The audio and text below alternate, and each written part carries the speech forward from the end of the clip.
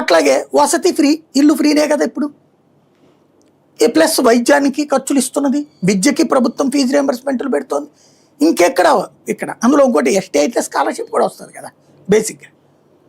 అన్ని రకాలు వస్తున్నప్పుడు దాంట్లో ఉన్న లోపాలను అడ్డం పెడితే చిన్నపాటి సమస్య. దాంట్లో ఉన్న లోపాలు ఏదో సరిగ్గా అన్నం పెట్టలేదన్నో, సరిగ్గా పుస్తకం ఇవ్వలేదన్నో ఇట్లాంటి. కానీ ప్రాణాంతక పోరాడేంతది కాదు, ఇదివరకు పోరాడేటటువంటి ప్రాణాంతక పరిస్థితులు వాళ్ళకి.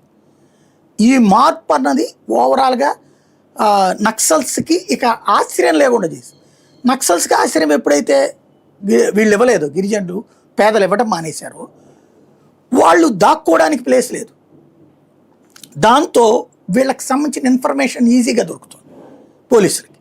ఎందుకంటే వీళ్ళు బెదిరేసి కంట్రోల్ చేయాలి అక్కడ. వీళ్ళు బెదిరిస్తుంటే జనం తిరగబడుతున్నారు. ప్లస్ కమ్యూనికేషన్ వ్యవస్థలు ఇదివరకటి రోజుల్లో వీక్గా ఉండే. నక్సల్స్ తమ ఏరియాలోకి వచ్చారని చెప్పాలంటే ఎక్కడో దగ్గరున్న ఫోన్ దగ్గరికి వెళ్ళి ఎస్టీడీ బూతుల్లో చెప్పాలి. ఆ ఎస్టీడీ బూత్ ఎవడో ఇళ్ళ మనిషే ఉంటాడు అక్కడ, ఆ ఎదురుగుండా టీఎంఏ వాడో ఇంకోటి ఎవడో. ఎవరు చెప్పారో చెప్పేవాళ్ళు, ఆ తర్వాత వీళ్ళని లేపేస్తుండేవాళ్ళు. అప్పట్లో ఏది పోలీస్ కోవర్ట్లని చంపేస్తుండేవాళ్ళు, అలా బెదరేసేవాళ్ళు. అప్పుడు కమ్యూనికేషన్కి బహిరంగ కమ్యూనికేషన్ తప్పించి చాటు కమ్యూనికేషన్ లేదు అప్పుడు. ఇప్పుడు సెల్ ఫోన్లు వచ్చాక వాట్సాప్లో పంపిస్తే సరిపోతుంది కదా.